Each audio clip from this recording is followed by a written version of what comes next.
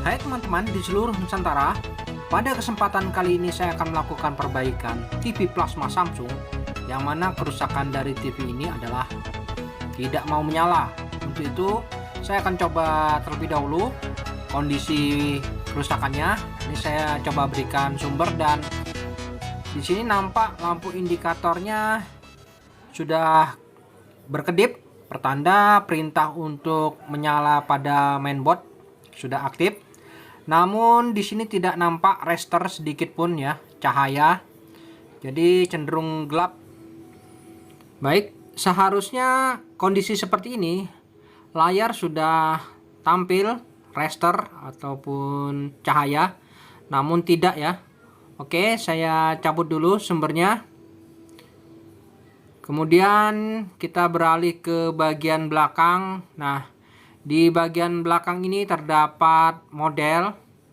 Nah, di sini kita bisa lihat modelnya adalah PS43D450A2M. Nah, ini adalah TV plasma Samsung 43 in. Baik, saya cabut dulu soketnya.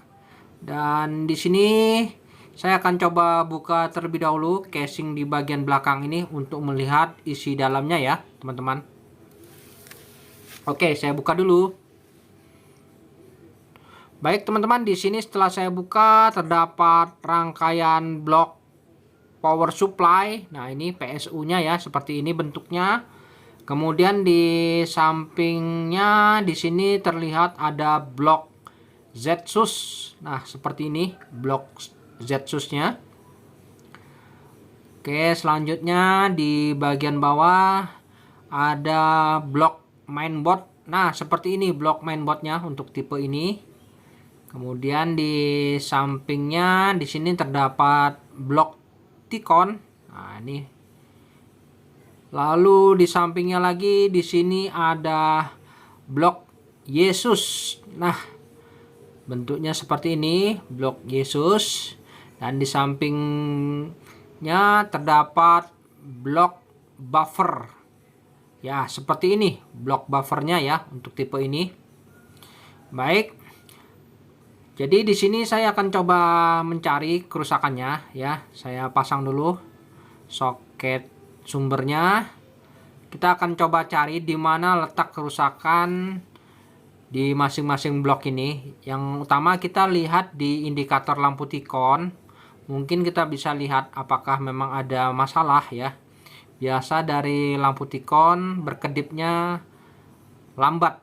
Oke, sudah saya aliri arus dan kita lihat lampu Ticonnya ini cenderung lambat ya. Berarti memang ada permasalahan di komponen lain sehingga tidak mau start. Oke. Baik, di sini saya akan coba memberikan cara bagaimana untuk dengan mudahnya kita mencari kerusakan di blok mana di antara 6 blok tadi yang saya sebutkan. Nah, ini di antara 6 blok yang salah satunya pasti ada yang rusak. Di sini yang pertama kita lihat ada diagram yaitu tegangan VA dan VS. Pastikan sesuai dengan ketentuannya. Ya, ini pin VS dan ini di sini adalah pin VA-nya. Ya. Oke. Selanjutnya kita akan coba ukur berapa tegangan VS dan VA. Yang mana tadi untuk VS itu 207 volt ya. Jadi kita harus pastikan kurang lebih mendekati seperti itu tegangannya. Ini saya coba lakukan pengukuran terlebih dahulu untuk tegangan VA dan VS apakah sesuai dengan ketentuan. Nah, ini probe negatif saya letakkan pada body. Oke, di sini kita akan coba ukur tegangan-tegangan VA dan VS. Memang yang paling utama adalah tegangan tersebut. Apakah itu sempat hadir atau bagaimana? Ya, pastikan untuk tegangan itu tegangan wajib ya, teman-teman. Oke, untuk lebih mudahnya mungkin multitesternya saya letakkan di dekat sini supaya lebih jelas terlihat. Nah, oke. Ya, di sini cukup ya. Jadi kita bisa lakukan pengamatan. Di sini saya coba letakkan probe positifnya di pin VS, dan ini saya coba aliri sumber dan lihat berapa volt yang keluar. Oke, di situ sempat menunjukkan tegangan 200 volt ya, kemudian perlahan menurun ya. Oke, menurun ya. Jadi sesaat hadir namun turun. Oke, saya cabut dulu ya. Jadi sesaat tadi hadir tegangan VS. Kemudian kita pastikan lagi untuk tegangan VA apakah sempat hadir juga. Nah, ini saya coba letakkan probe positifnya di VA, dan selanjutnya kita akan coba ukur apakah sempat hadir. Oke, saya berikan sumber dulu. Lihat. Oke, ya. Tegangan VA juga sempat hadir 50 volt tadi sesaat, kemudian juga turun. Mengapa demikian? Oh, hal itu tidak masalah. Berarti memang terjadi protek pada rangkaian yang lain. Yang pasti untuk power supply-nya ini kondisinya normal ya, tidak ada masalah ya, mantap. Jadi untuk power supply-nya tidak ada masalah. Jadi kerusakannya apa di blok Zetsus, apa Yesus, itu harus kita koreksi ya. Apa di buffer. Nah, dari ketiga blok ini yang patut kita curigai cenderung di Yesus ya, Yesus dan buffer. Karena untuk tipe plasma ini memang sering kerusakan di blok ini, Yesus dan buffer ini.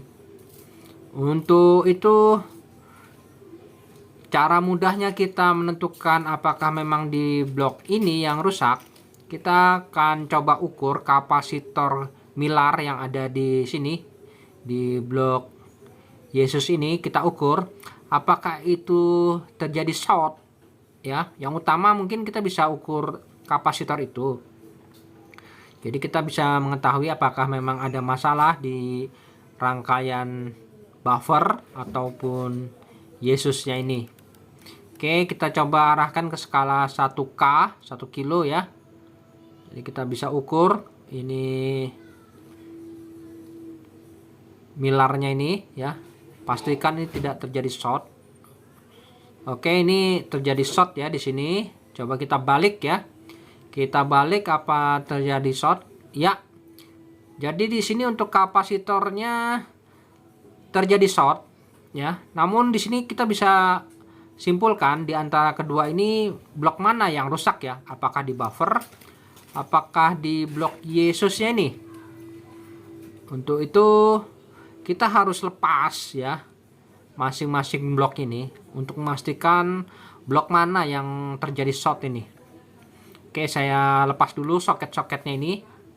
Jadi dengan cara ini kita bisa lebih mudah menentukan di mana masalah sesungguhnya. Apakah di blok Yesusnya atau di buffer ya. Baik, saya coba lepas dulu. Ini di sini ada beberapa baut yang harus saya lepas terlebih dahulu untuk melepas blok Yesusnya ini. Nah, di sini kita harus lepas terlebih dahulu baut-bautnya ini. Dan untuk melepas blok Yesus ini kita bisa lakukan secara hati-hati karena di sini ada soket yang menuju ke buffer. Mungkin bisa kita bantu congkel dengan obeng. Ya, ini kita bantu supaya lebih mudah dalam hal pelepasannya. Oke, sudah terlepas. Nah, ini ya blok Yesusnya. Di sini memang sering terjadi kerusakan, namun kerusakan seperti ini ya belum tentu juga di blok ini. Untuk lebih pastinya kita harus lakukan pengukuran. Nah, ini kita coba ukur dulu untuk milarnya ini apakah memang benar short ya. Ini di skala 1K kita pasang dan coba kita ukur. Oke, tidak ada short ya. Ya, tidak ada short ya, bagus. Oke, yang satunya di sini ada 2. Kita ukur. Oke. Bagus, tidak ada short. Kemudian ya, tidak masalah ya. Jadi untuk milarnya ini normal saja ya. Itu sesaat memang kontak kemudian kembali ya, itu berarti bagus, ini tidak ada terjadi short. Oke, untuk milarnya bagus. Kemudian di baliknya ini terdapat MOSFET IGBT ya, dan dioda, transistor, IRF. Itu harus kita ukur satu persatu apakah ada short pada komponen ya. Jadi kita harus jeli dalam hal melakukan proses pengukuran ini. Pastikan tidak ada yang short ya pada komponen ini. Oke, di sini saya lakukan pengukuran satu persatu tanpa harus melepas pada jalur. Nah, ini bisa ketahuan apakah memang ada short, baru kita curigai ya. Jadi tidak perlu kita lepas terlebih dahulu. Jangan sampai ada yang terlewatkan dalam hal pengukuran ini. Pastikan komponen-komponen yang mencurigakan kita bisa ukur. Oke, sejauh ini saya tidak menemukan komponen yang saya curigai di blok Yesus ini. Ini saya ukur keseluruhan, sepertinya tidak ada yang mencurigakan di sini ya. Jadi untuk blok Yesusnya ini sepertinya aman-aman saja ini ya, tidak ada masalah ini, mantap. Berarti kesimpulannya tinggal satu di blok buffer. Nah ini, jadi saya lebih cenderung ke blok buffernya ini yang ada masalah ini ya. Untuk melakukan pengetesan buffer cukup mudah ya teman-teman. Di samping tadi kita lakukan pengukuran pada milarnya tadi ya, mungkin kita bisa ukur di sini di FCC input beserta groundnya ini apakah terjadi short ya. Oke, kita akan coba lakukan pengukuran, namun di sini ya, di sini kita lakukan pengukuran untuk tegangannya ya. Untuk itu saya akan coba lepas saja buffer ini supaya lebih mudah dalam hal pengukuran. Nah, di sini ada soket fleksibel. Kita coba lepas dulu satu persatu supaya lebih mudah kita dalam hal pengukuran blok buffer ini. Jadi untuk mengukur apakah buffer ini mengalami kerusakan, kita bisa ukur dengan cara sederhana menggunakan multitester, yang mana untuk tegangan input itu apabila terjadi short pada ground, maka sudah dipastikan untuk IC pada buffer ini mengalami kerusakan. Namun tidak semua IC yang rusak, tapi hanya sebagian saja yang rusak. Karena ini terhubung secara paralel, jadi kita harus lepas dan kita pisah jalur per jalur supaya bisa lebih mudah kita dalam hal melakukan pengecekan. Oke, blok buffer sudah saya lepas dan di sini saya akan coba lakukan pengukuran apakah memang benar blok buffernya ini yang mengalami kerusakan. Nah, di sini ada beberapa IC ya.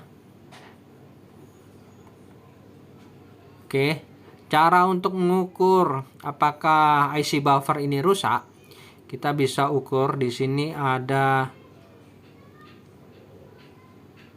tegangan input ya. Tegangan input ini tidak boleh kontak dengan ground ya. Oke, kita cari ya inputnya ini.